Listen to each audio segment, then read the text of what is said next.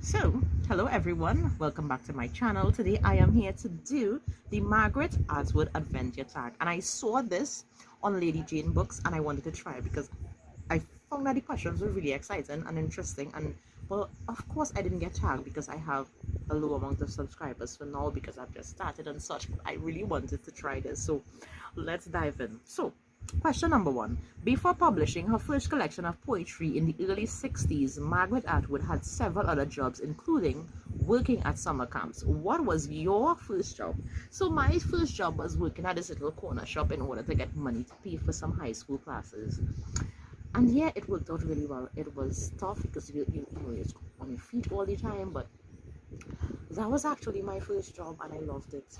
I loved it. So question number two. While growing up, Margaret Atwood's family spent several months each year living in the bush in northern Ontario. What is the survival skill that you would have had that would have helped you to survive living off the grid? So I grew up in a village area, it's a forested area, it's fishing and farming mostly. And when I say forested area, there is forest all around. So I grew up loving to camp, loving to cook outside. So I can light a fire and I can cook a good meal. Let me tell you a good meal. I love cooking, I love camping. So I can light a fire and I can cook meals, or a really good meal on an outdoor fire. I love it. The smoke burns your eyes, but listen to me, when you taste that food, amazing. It's all worth it. Question number three. Margaret Atwood grew up reading comic books.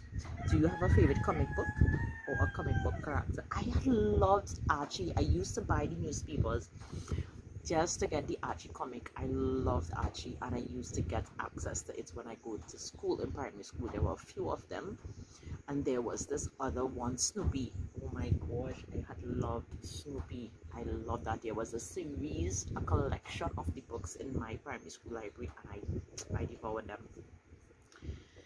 Question number four. Margaret Atwood is not only a poet and author, she has also illustrated books and shown her creativity in so many other ways. What are some ways that you are creative?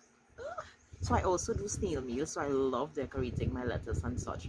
I also do a lot of journal spreads. That is linked down below. So I have a channel that is exclusive for doing, and I'm trying to see if I have a journal close by where I do one of my spreads, but no. I have a channel exclusive for journal spreads, and I have a snail mail channel. Both of them is linked down below. So I love creating, I love making flipbooks, I love making journal spreads. Creativity, you name it, I love it. Number five. Some of Margaret Atwood's writing is inspired by myths, folk tales, and fairy tales. What is your favorite myth, folk tale, or fairy tale, and why? One of my favorite myths, so let me start by mythical creatures. I love unicorns, I love mermaids. Some people say they do not exist, and I love fairies.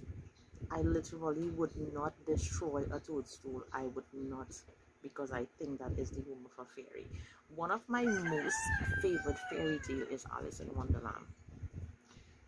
When I read Alice in Wonderland when I was younger, I was totally drawn to the book. I did reread it quite recently, and Alice in Wonderland has so many life lessons in it. I like when the Mad Hatter said, "We are all mad here, aren't we all? We are all very mad here. In some kind of way, we are all very mad here." That book has taught me a lot, and a lot of the quotes and the way that the book was put together is just mesmerizing. It's awesome. There are many other fairy tales that I like too. So Margaret Atwood, number six. Most well novel is The Handmaid's Tale. What is a task or chore you wish you had a maid or servant for? And after this video, I'm going to wash. I am going to wash. I do not like washing. Give me to cook, give me to clean any day, anytime. I would master that for you. I do not like washing. Can I get a servant for washing, please? Number seven. The themes Margaret Atwood write about have stayed consistent in all her writing for over 6 decades. She writes about the role of men and women in society, relationships, religion, marriage, and identity, to name a few. If Atwood were to write a novel about you, What are some themes she would need to include? Definitely about relationship. She would definitely have, I would not say, let me not say relationship. She would have to write the most adventurous book about me. Like, my name is Anne. I love the book Anne of Green Gables. So when I see that, I would say no more. She would have to write the most mesmerizing, adventurous, fantastic book about me, about all of my adventures. I'm an adventurous person. I love nature. I love the beach. I love gardening. I love poetry. So it's quite a mixture, right? Margaret Atwood. Okay, number 8. Margaret Atwood has created words for her novels. She has talked about how this makes it difficult for translators of her work. So you have a favorite word. Why is it your favorite? Off late, my favorite word is whoa. Seriously, that has been my favorite word. That is two words, but I use them together. A lot of things shock me these days, and I don't react. I don't react to a lot of things right now, so I tend to say, "Whoa!" Like seriously, right? And I just leave it alone. So that's my favorite word right now. Number 9. Margaret Atwood was born in Canada and lives in Canada now, but she has also lived in other countries like the United States, England, France, Germany, and Scotland.